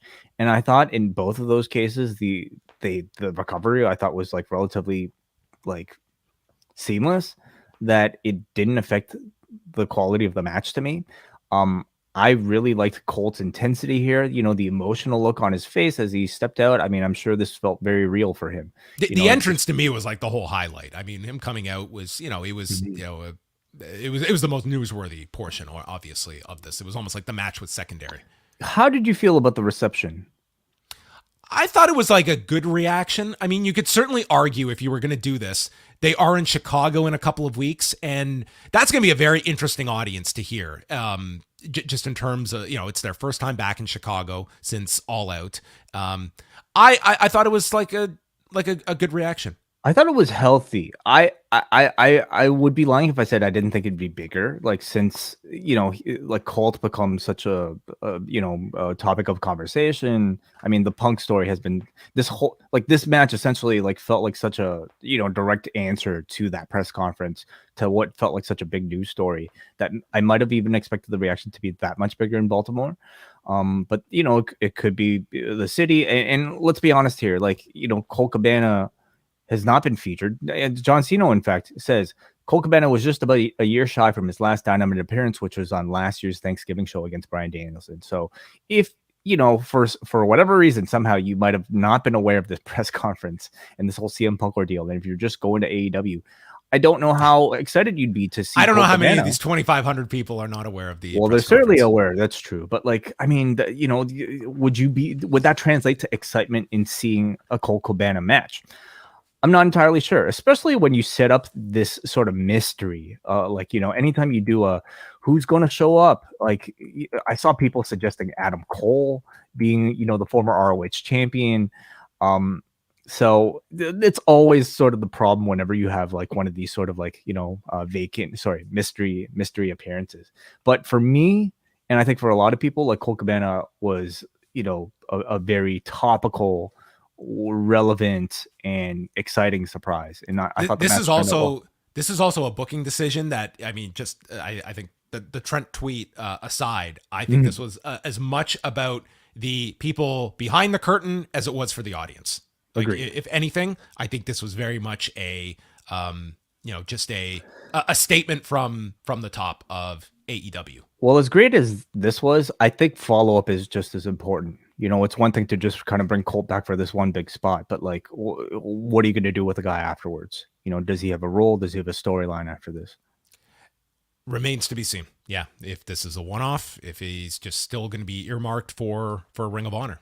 I mean, it was, you would certainly expect that he will be part of Final Battle. And, all the ROH guys have been on television. He has been one of the few that have not. So I would think at the very least he will have a presence in that sense here and there. I don't expect it to be a big role, but a role nonetheless. Then at the end, Parker and Menard come out. They grab Ian Riccaboni, and Jericho breaks the man's glasses. And then Claudio runs out. He puts them on first, which, gave us one of the funniest images in recent memory on AEW TV. I would say that Riccaboni's image right there is pretty classic as well. Great still right here. Yes. Claudio's out. Danielson's out. Guevara and Yuta fight. The way this is setting up, I wonder if it's the big multi-man tag at Full Gear and then sort of the individual matches at Final Battle. Interesting. Okay, so you think they'll all have a presence? Because Danielson on Final Battle will be a big deal, Yeah, it would be interesting to see if they put Danielson in a singles match at Final Battle. I just look at there's only so many spots at a AEW pay-per-view. Are you going to do Jericho and Claudio there? Are you going to do Garcia and Yuta there? Are you going to do Guevara and Danielson again? Yeah, I suppose there's a good chance that maybe you do a Danielson singles match. I feel like Danielson is too important a piece of the puzzle to not have a singles match on an AEW pay-per-view, but the others, maybe a tag team makes sense. Renee is with the Death Triangle, and Pac interjects and tells Fenix if he wants to become a double champion, he needs to be smart, and this hammer that he hands over to him could be his golden ticket. So that is what Fenix is left to ponder. Yeah, I thought this was initially so silly that a man would tell his partner to cheat in a live interview with a reporter. In AEW, they don't do the invisible camera, of course. So it's not like it's a backstage skit where it's they're just doing it in full view of everybody. Until I realized a triple threat match has no disqualification. So it kind of a major gap in logic for these triple threats. You can just do anything. Why wouldn't you always volunteer for a triple threat match if you've got, a weapon? Well, you should watch your back. Okay. They announced a bunch of new dates. So January 4th, they're in Seattle. And then 2 days later, they're going to Portland for Rampage and Battle of the Belts, the first Battle of the Belts of the new year. And then Fresno, January 18th for Dynamite, and Lexington, Kentucky, January 25th as new dates on the calendar. Orange Cassidy, Luchasaurus, and Rey Fenix for the All-Atlantic Championship. Midway through the match, Christian joins commentary. There's an orange punch onto Luchasaurus, who goes to the floor, and then Cassidy and Fenix are alone, and they both go for dives onto Luchasaurus simultaneously. So Luchasaurus catches Orange Cassidy by the throat. Fenix just like crashes to the floor. Like he's not caught. He just like did this dive, and I don't know what the plan was, but he just like tumbles to the floor.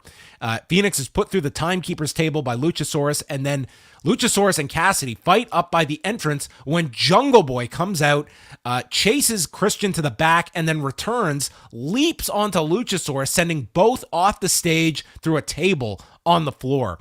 I thought Jungle Boy was excellent for like the 45 seconds that he was on screen. Mm-hmm. This crowd went nuts. This was a really cool spot. He had a lot of fire. Really great part of the match. And then Pac runs down, hands the hammer to Fenix, but he's not going to take it. He throws the hammer away, and the announcers are reminding us it's no DQ. And with that, Fenix does a somersault and is caught in midair, rolling into an orange punch, and Cassidy retains in 9:56. Fun match, you know, two like really fast, quick guys working against this sort of like big monster dinosaur in this case. Anytime you had Cassidy and Fenix in there, it was really kind of like high level, very exciting stuff. So I'm digging this Orange Cassidy all Atlantic Championship run thus far. You know, it just seems like he's putting on great trios matches against sort of like a random set of opponents every single week, and they're always high quality.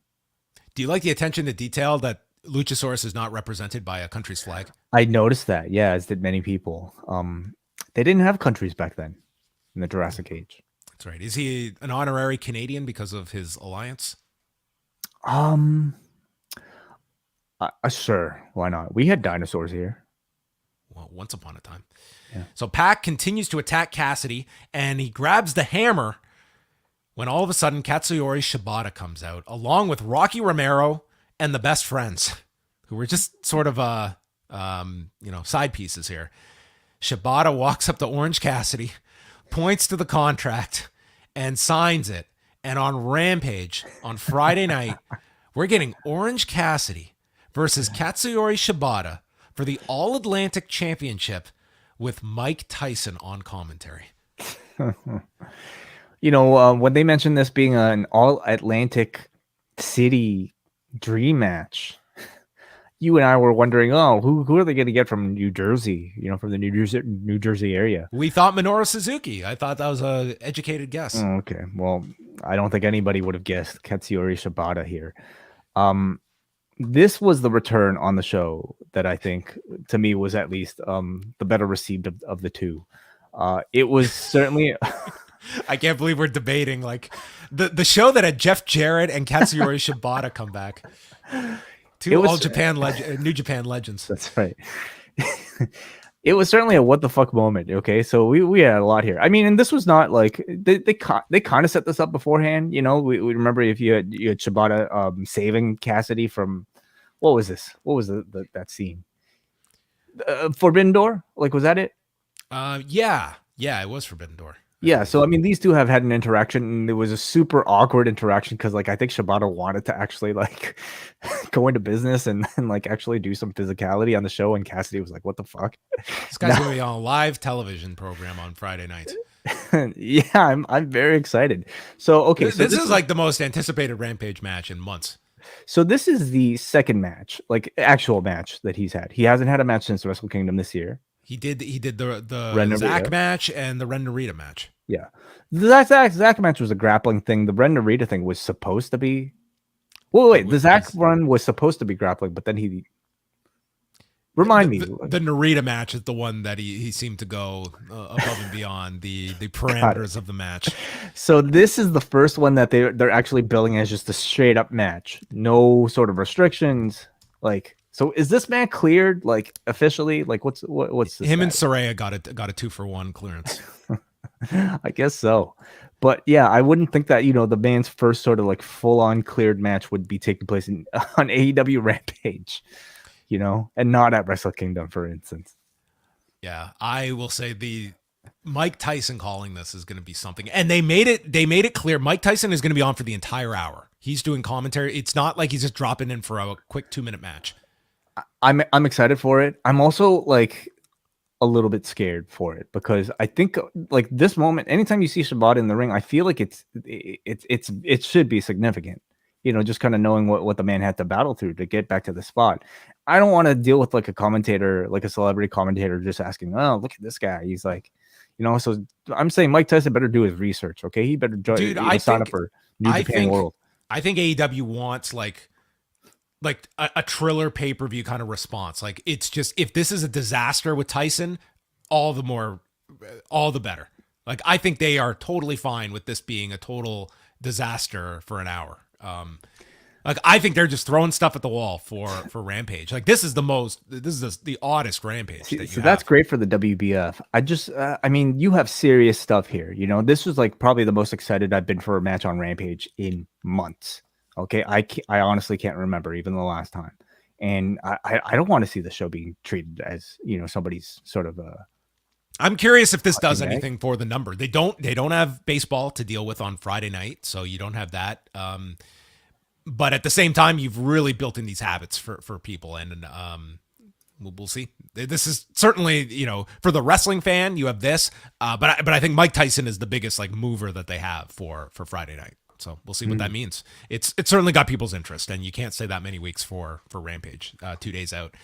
But then we got the greatest transition for any wrestling broadcast this year. We go from Katsuyori Shibata in the ring, and now we're going to send it over to Tony Schiavone, who's with Rick Ross. It's like, what?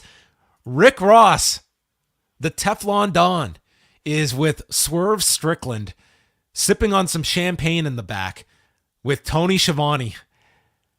I'm going to preface this by saying this was my favorite segment of the night. I thought Rick Ross is my favorite character that I saw on the entire program tonight. This man was fantastic. So these two are drinking, and Keith Lee walks in, and he says how Swerve has not been responding to his calls. And Rick Ross is just throwing in his commentary about, come on, we're keeping it positive. And Lee explains that he rewatched the tape of Rampage and the torture session. Accusations, false accusations. And then this all leads to an 8-man tag being set up where Swerve and Our Glory will team with the Gun Club against the Acclaimed and FTR as Rick Ross proclaims brotherhood at the end of this whole thing. Dude, this guy was great. I mean, I enjoyed him so much in this 60 seconds. It was great. This felt like he was, a tryout for him. Like this guy was having the time of his life. He added so much to this. Like this was just a great dynamic. This to me, this chemistry was like the closest I've seen like an AEW group having to like the Bloodline. It was just so fun to watch for the brief time that they had. I mean, Rick, we've kind of said it here. Like rappers are really pro wrestlers, like in music, and I think they translate really, really well. And Rick Ross clearly like was having the time of his life playing this character. They have to bring him back. They have to make him a regular part of this whenever he's available. Just to drop in every now and then would be great. This guy's got absolutely a great promo in him. You know it. I mean, 100%. He passed with flying colors in this backstage segment. Give me him on commentary on Rampage one week. That would be great. Yeah. No, like clearly he, I think was, I think he wants to be back. I think it's pretty clear how into this he was. It's not just like a celebrity just kind of dipping in to promote his album. He didn't even promote anything. It was just like, here to have fun. I wouldn't be surprised if he got into the ring. Hey, I mean, Action Bronson isn't going to wrestle himself. Yeah, that's right. All right. So from there, we go to Jade Cargill and Marina Shafir for the TBS Championship. They showed the tweets from Bow Wow trying to ask out Jade. The match begins, and Nyla Rose comes out with Vicky Guerrero, and they start to talk on the mic over the match. But then Nyla gives up to go eat some potato chips. So Vicky continues. Jade goes after them. She's nearly counted out. Then she returns to the ring, escapes a knee bar, pump kick, and Jaded, and pins Marina Shafir in a real nothing match. There was a lot going on here, and I can't say it was very entertaining for the short time it had. No, it all seemed to. I mean, it honestly never really had a chance. Like it just kind of seemed to be background. I don't know, moving images. So Marina Shafir was such a nothing player in this segment. I mean, you would have there was no focus on her for. I mean, even the 2 minutes that they had. Yeah, no, it was just so that Nyla can kind of do the talking throughout the match with Chip's gimmick, and I will say though, isn't that Hook's thing? Well, Hook doesn't talk with his mouth full. He knows better than that. I thought it was like actually not like complete disaster, like of a babyface outing for Jade Cargill, because like for the first time, I think you really wanted to see Jade Cargill beat up like the person, because Jade is often in the position of the heel, but here like she's essentially a babyface trying to rescue her belt back, and because Nyla was so obnoxious on quote unquote commentary, eating the chips and just being a disruptor to the match. Yeah, I think the audience really wanted to see Jade get her. Well, hopefully, because that's the whole crux of this story, is her finally getting her hands on Nyla Rose and getting her belt back. So they don't want to take the belt off Jade in a figurative sense, so they're going to do it in the literal sense. So she's trying to win back her title while she's champion. It's pretty novel. Mm-hmm. So Full Gear, you think? Yes. Kiera Hogan tried to reclaim the title, but Nyla left with it, and Jade was pissed at Kiera for not getting the title. So Layla Gray tended to Hogan, if you missed that at the end. House of Black promo with the question, what has become of us? What have you all done? And there was this imagery of the male members all being put in body bags as Julia Hart is overlooking their corpses, putting crosses in their hands, and then burying them at sea. And all must end so all can suffer. And it ends with these words from Malachi Black and the image of his face. But the whole sort of tenor of this vignette was like Julia Hart being kind of the focal point of whatever the House of Black becomes or is presently.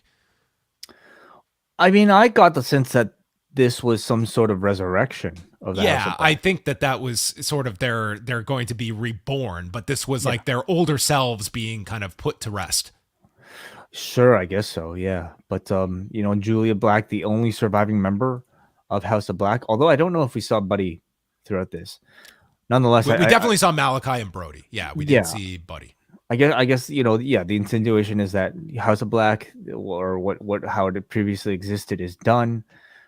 They are being buried in sea, and they are somehow being reborn. So, seems to me like they're marking a return for the group. They need a Dominic. I feel like Julia Hart already kind of plays that role. Okay, well, we can see. She's got a high bar to reach then on the Dominic scale. Rampage on Friday with Mike Tyson on commentary. We are going to have Orange Cassidy and Shibata for the All-Atlantic title. Britt Baker and Jamie Hayter against Madison Rayne and Sky Blue. More names for the title tournament and more matches for next week's Dynamite. So tune in for news on Friday. And then Dynamite in Boston next week. All they have announced is Acclaimed and FTR against Swerve in Our Glory and the Gun Club. But again, Friday night, they will be announcing more matches for the show in Boston. And they have added Tony Storm and Jamie Hayter for Full Gear. And we got a brief video package that looked to be shot for the Countdown special, where they lived together in England during the pandemic. And then when Tony Storm arrived in AEW, Jamie Hayter wouldn't talk to her. And Jamie says, I haven't changed. She just never knew who I was to begin with. Which is kind of tough. Like if I lived with you, Way, and then we went our separate ways and we started working at the same company and I showed up and you just stopped talking to me when we were roommates, and your defense is, I've always been like this. I feel like that's not true at all.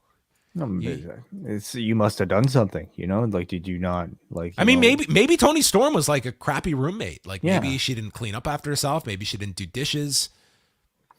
Roommates can have like nasty, falling outs. It's tough finding a good roommate. and trying to maintain a relationship. So evidently, that was the rift that led up to this match. Roomies. Roomies who wouldn't do the dishes. Loser owes rent retroactively. Ooh, yeah. Okay. I didn't know any of this history between the two, and I wish that a lot more of it came out, I think, in the build. I hope more. There's still time, so I hope more of it comes out in the build and isn't just reserved for these countdown specials. You wouldn't really kind of know the history between the two watching their interactions just on Dynamite. Okay. Well, more to come. Samoa Joe, Brian Cage, ROH Television Championship match. Bobby Cruz is out. I'm just going to preface this by stating there were like 10 million things I had going on during this match. So this was a very loose watch. We had Brian Cage doing a lot of power spots. He hit an enziguri and then a German out of the corner. They go through the break. Tope con Hero by Brian Cage, which, I mean, if you were going to look at who could have a potential injury between R-Truth and Brian Cage doing this spot. I mean, Brian Cage just like landed this thing and almost landed on his feet from it as well. He's impressive. Very, yeah. We went through all of these near falls, and then in the end, there's a reversal by Samoa Joe, and he locks on the Coquina Clutch in 11:25, beating Brian Cage, and then the Embassy gets involved. Wardlow runs down, and they all exit. He's left alone when Powerhouse Hobbs appears, laying out Wardlow with the Spinebuster, and holds up the TNT Championship, which looks to be another Full Gear direction, we would assume. Or Final Battle. But it feels like a long way to hold this one off until then. Yeah, but it's possible. It's an AEW championship, so I guess Full Gear makes sense. Yeah. I thought this was a very entertaining big man match. You know, Brian Cage is really just awesome, and I think with the right mouthpiece, like he has all the tools to be a world champion level guy. You know, just that level of agility with a guy who looks like that really is. He feels incredibly underutilized, and maybe there are reasons. I think, I don't know, maybe contractually or whatever beyond all of that, but I hope to see him like take a pretty prominent role in ROH. It was a match where I think you could really convincingly see Joe fighting from underneath against the guy who can, who's as big as him, who can really just kind of throw him around at ease. So he kind of played defensively here, and it was actually kind of unique to see. So yeah, good match. I don't even know how to recap this episode of Dynamite. It was... Did you enjoy it? I think... I'm not even saying this in a negative way, but it felt like one of those Vince Russo shows where it's constant people popping up and angles and like there's something happening every single segment. And for that, like it felt like a show that there was just constant stuff happening, which is not it's not a That's negative. Every week. That's every week. It felt more this week. Like with there were more surprises. Like for an AEW show, like it's like 4 title matches going in. First of all, like that's very excessive on AEW's end. And by the end of it, it's like the title matches were way down the list of, importance on this show. Like you had all the people showing up, a wild Rampage to promote. You had, Billy Gunn's resurrection of his fingers. It was a lot. I would say wrestling wise, I don't think this was, I don't think it had that match that everyone was just their jaw was dropping for. But I thought in terms of from a 2-hour show, it certainly had my attention, but it was one that had, I guess your mileage might vary on Jarrett, but I think the Shibata appearance was very cool. I think that the Rick Ross was phenomenal. I just thought he was tremendous. So overall, I thought it was like a pretty good edition of Dynamite. The Cabana thing that got a nice reaction as well. So it had a lot of surprises on the show. This was more so about, I think, just shooting a lot of angles and having a lot of surprises on the show. I was entertained by the show, pretty consistently throughout the 2 hours. I thought they, as usual, throw a lot into this show, and they want to leave people feeling like they, were a little overwhelmed, that they came in and they got their money's worth. And I certainly feel like my time was well spent here. My highlight, maybe personally, might have been the Cabana return for Jericho. But I thought it was also the Shibata appearance here at the end of this 3-way that I thought was really exciting. So I'm looking forward to Rampage. I thought overall this was a positive addition of an AEW program to build towards Full Gear, setting a lot of things in motion, and even to build towards Rampage. was a great go-home show for Rampage. Sure. Yeah.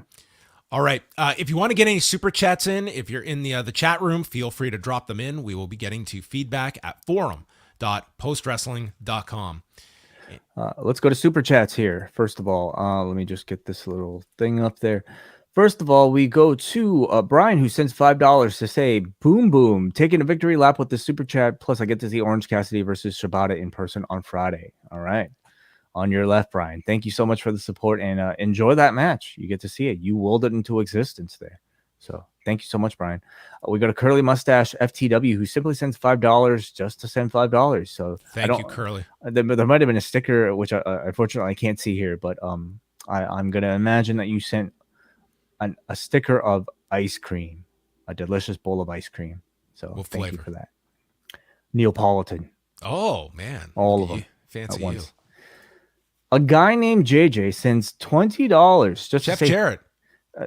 Double J himself says thank you for the quick delivery from your merch at store.postwrestling.com. I appreciate all you two do. I also appreciate the opportunity to freshen up my wardrobe. Wow. God, this is just like a love letter to Way. I mean, not only is the man sending us, essentially like the cost of a shirt himself in the form of super chat, but he also gives us an excuse to, of course, promote store.postwrestling.com, where you can buy hats, t-shirts, the ever popular Pillars Long and Winding Royal Road t-shirt that Eddie Kingston has so proudly worn in so many occasions. A Rocky Maivia picture show shirt, WrestleNomics merch you can get here, and of course, Rewind-A-Way, a bunch of other things. Toques, perfect for the holiday season. Available right now at store.postwrestling. The toque on the right, Max wore to school the other day. He took that. He claimed really? it. Yeah, he wore Amazing. it. Yeah. That's adorable. Yes. We he could be a spokesperson for us. Sure. All right. Thank you very much for the super chats. Very, very generous. We got one more here, John. It's oh not my all. God, I can't take it all. Hansi. We go to our friend Hansi, who sent $7 to say, do you think the Elite wrestle at Full Gear or show up as a surprise at the pay-per-view? And with Jarrett back, do you think Beetlejuice will avenge his WCW vendetta with him? If he does, then everyone will be right in thinking this was a poor idea. I do expect the Elite to wrestle at Full Gear. I don't know if you outright announce them. If you don't, I would want to make it as clear as possible that they are wrestling. And maybe you don't even want to leave it to chance. Like, this has been such a tumultuous period. Maybe you just want to make it plain as day. You buy this pay-per-view, you're getting the Elite. And I could certainly see that argument that you have to buy the pay-per-view to see their return rather than do it on. I kind of don't like the idea of them showing up on television beforehand. Yeah, I don't think you need that. I think that big surprise return pop is what you're looking for. Obviously you need a reason for the match to take place. So you're probably going to have like, I don't know, Death Triangle put out some sort of open challenge, maybe call out the Elite, and we don't know if those maybe show Pac up. is a video editor. Yeah, he's deleting them. Yeah, he could. Yep. Okay. Yeah. Hey, we gotta find out who this guy is behind the computer. It's true, yeah. And who shot the video? Maybe it's that guy Scripps on NXT. Oh, okay. No, but seriously, who shot the video for Swerve? Was it Rick Ross? Was Rick Ross in the room? They kind of alluded to it being Rick Ross. That was his accomplice. Wow, really? Okay, he's a pretty good cameraman. Good lighting. Yeah, I mean, interesting. Okay. Hey, last shout out here goes to Lee Hildebrand, who's our newest member of the YouTube channel. So those of you who want to get our bonus shows in video form, it's $8 a month at video.postwrestling.com. Welcome, Lee Hildebrand. As well, Dickie Bird, Rorb, all you YouTube members that are a part of the live chat right now. Thank you for watching. Okay, forum.postwrestling.com. We start off with David Porges. Maybe it's because my football team was just badly beaten in the Champions League and I'm upset, but I think AEW is on the board of jumping the shark for me. This feels like a show who's being run by a bot on shuffle. Dozens of titles no one cares about, constant ex-WWE has-beens like Jarrett debuting, and taking the time of underutilized talent like Miro and Ricky Starks, and then complete random stuff like Rick Ross and Shibata. Okay, we are not going to say anything ill of one Rick Ross on this show. I quit at the Nyla Jade segment. Sorry, but we already had a TNA, and I don't want to watch another one in 2022. Maybe Tony can get me back when he stops having Dynamite being ROH 2.0 and going back to actually producing a good, enjoyable, and coherent wrestling show. Sorry for the rant, but it's disappointing to see the alternative turning into such a shit show. Interesting. This is going to be a polarizing episode, I think, for people, because it was... it's sort of the idea of trying to be something for everybody that you're nothing specific for anyone. Let me fight back on that, because I don't think it's something for everybody. I think it is something for Tony Khan, because I think in Tony Khan's world, everything that we saw tonight is relevant and of interest to him. You know, you could tell maybe he's a big hip hop fan. You could tell he's a big New Japan fan. You could tell he I don't know, loved his TNA tapes. Yeah, Jeff Jarrett tapes. And he just like, you know, like he found a role for all of those things on his show. I don't know if he necessarily considers it to be as much of a variety or as much of a random sort of shuffle you know, TV show as maybe David does here. Well, it will be like I don't really follow along online to see people's like ongoing reactions as the show went on, but I think, you know, there was plenty on here that I can see people enjoying and plenty of stuff that people are more critical of. And I do believe that there is a contingent of people that view AEW with like a much narrower view of what they want to see on this show, as opposed to a WWE that I think the horizons are endless of where they can go. And like, for instance, I don't think there would be the patience level for a Dexter Lumis. I would be really curious, like if a Bray Wyatt would be as readily accepted on the AEW side. Like, I think not the same way. You know, I think that's part of the reason why maybe they didn't have interest in him, because I don't think an AEW product would have anything to offer, like, you know, the type of out there storytelling that I don't think AEW would be capable of doing the White Rabbit stuff. You know, maybe they would have. I mean, if they allowed them to work like so independently, it just like it just feels more of a production heavy sort of gimmick than what AEW is able to offer, and the AEW audience might not even want something like that. But there's a lot on this show, and I think, like, for me, the title situation is one of the big things. The lack of focus of like they're seemingly like sequestering all the Ring of Honor acts to Ring of Honor, but mixing them in the body of an AEW show, you know, and that I think has been somewhat confusing and has taken focus kind of away from everything. I think overall ROH has really diluted things. I think if it was Jericho on his own, I think that's a well thought out story that has a destination that you're going towards. I think if you had that one title, but when you're mixing in everything, I think it does kind of dilute everything. And it's this extra brand that we have to focus on. And certainly Tony Khan has his reasoning behind it. And maybe, you know, if they strike their deal and then it's all separate, maybe we'll see a bit different, but cramming it into these shows there, I think, and the addition of the titles, like I think your title matches, I don't know how much they necessarily mean when you're doing them so frequently. And there's so many belts that there's only really the top ones that people truly have that are going to make a difference, which are what you hope for, you know, at least your main titles to do. Let's go up next to Johnny from Saskatoon, who says, I unfortunately caught COVID and either I'm hallucinating or Mike Tyson is going to call an Orange Cassidy versus Shibata match live on TV. Well, we hope you're feeling better, Johnny, but you are not hallucinating. That is in fact happening. He says, good show overall tonight. I thoroughly enjoyed the cameos. I missed the Double J one, but I think that's okay. Is it just me, or did Rick Ross give off the vibe that he could be the next $1 million man? P.S. If I wore, if I wore a post wrestling shirt at a fucked up show, would that be cheesy? No. Just don't go if you have COVID. That would be my only advice. Yes. But no, that would be a tremendous statement to make. I mean, I think Damien would, you know, throw you off this, like bring you onto the stage and lovingly throw you off the stage is what I meant. Cody from Maine writes, this show felt like a fever dream. AEW has a history of random appearances. Juventud, Glacier, hell, Ricky Morton did a Canadian Destroyer on Dynamite once upon a time, but I certainly didn't envision Jeff Jarrett, Colt Cabana, and Shibata all being surprises on the same show without Joey Janela promoting it. I don't know what I might get in person for Dynamite next week in Boston, but I feel confident after tonight in stating it at least won't be boring. I mean, that is probably a feeling that they want you to have for these shows. Absolutely, is that this show in Baltimore that had 2,500 tickets out and was going against, let's remember, it was going against the World Series tonight. This was hard. This was a show that you could hardly say that they were not throwing the towel in on. They treated this as though it was like a significant show that if you missed it, look at all the stuff you missed. Anybody can show up, whether it be from your favorite wrestling promotion in America in the mid 2000s or your favorite wrestling promotion in Japan from the 2000s or whatever was on your iPod in the 2000s. Anybody can show up here. Let's go to Kate from Montreal, who will again be joining me on Friday for Rewind to SmackDown. She says, I was iffy about this episode at first, but it got stronger as it went along for the most part.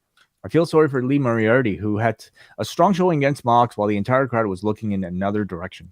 Shibata was a genuine shock, and wherever you fall on the Punk versus Elite war, I think it would be hard to look at Colt Cabana's face when he came out and not be moved. Perfunctory grumbling about the framing and timing of the women's match, whatever. Jade and Nyla is a fun feud, and I'm looking forward to the title match. Jordan from the Bronx. This episode was all over the place, starting with the man with more lives than a cat, Jeff Jarrett, a post-CM Punk Colt Cabana appearance, Rick Ross, who was refreshingly engaging, Nyla and Vicky doing live commentary, Shibata being signed to a championship match, no MJF, plenty of The Firm, and a Brian Cage main event. My brain is completely overloaded. As much as I enjoyed most of these things individually, it was too much to keep up with for one show. Full Gear is 3 weeks away, and there's a tournament that is yet to start with only 2 known participants announced. Mike Tyson is supposed to call a Shibata Cassidy match on Friday, and now we have foam scissor fingers. Too many things in one episode. It's exhausting. They'll get around to this tournament. Don't worry. They got 2 weeks. Yeah, because it's supposed to culminate at Full Gear, and how many like they have to do brackets? 6 matches in an 8-man tournament to get to the finals at the pay-per-view, which is 2 weeks is fine. Spread that out over Dynamite and Rampage. All right, we go to Chris in Ottawa finally, who says, not the best Dynamite I've ever seen, but an eventful one. Jeff Jarrett is a new director of business development. I can at least understand this, given the pedigree and experience. What I don't understand is seeing Jeff Jarrett on TV in 2022. Nice physique, though, as John noted earlier. But what the fuck, Tony Khan? I think maybe part of it is just him wanting a big surprise, a big what the fuck, I would venture to guess that like his primary reason for being here is for his actual backstage role and not being on TV. Okay, Shibata on Rampage and no World Series baseball on Friday means I'm watching Rampage for the first time in a while. Does this mean Mike Tyson is going to be on commentary? Yes, it does mean that. That's it. That's the main event. Mike Tyson on Friday night. All right. Well, thanks everyone for the feedback. Thanks for all the super chats for those joining us live. We are here every Monday night after Raw, every Wednesday after Dynamite, and Friday for Post Wrestling Cafe members live. It's Wai Ting and Kate from Montreal after SmackDown and Rampage, an episode that I will be checking out. I look forward to hearing all of Kate's thoughts about Mike Tyson on his call of Shibata and Orange Cassidy. And then her thoughts on Crown Jewel with you on Saturday. Oh my goodness. Yeah, Kate's going to be busy this week. We will be running down Crown Jewel and all that goes on that show, where I believe that the odds I put in the news update today has Roman Reigns at a minus 5,000 favorite. Yeah, I think that's fair. Yeah. Okay. So you're going to put money down on that? No, I won't be. But yeah, people are free to do so. So yes, lots of shows coming up. I'm back Thursday, 1 Eastern, here on the YouTube channel with Brandon Thurston, chatting all things WWE business related. Wai, will you be tuning in? Yes, I will. Yeah, for sure. I mean, if not live, then after the fact, for sure. Yeah, of course. All right, that's it. Do you want to close off with anything, Wai? Any message? Any statement? Take care of yourselves and each other.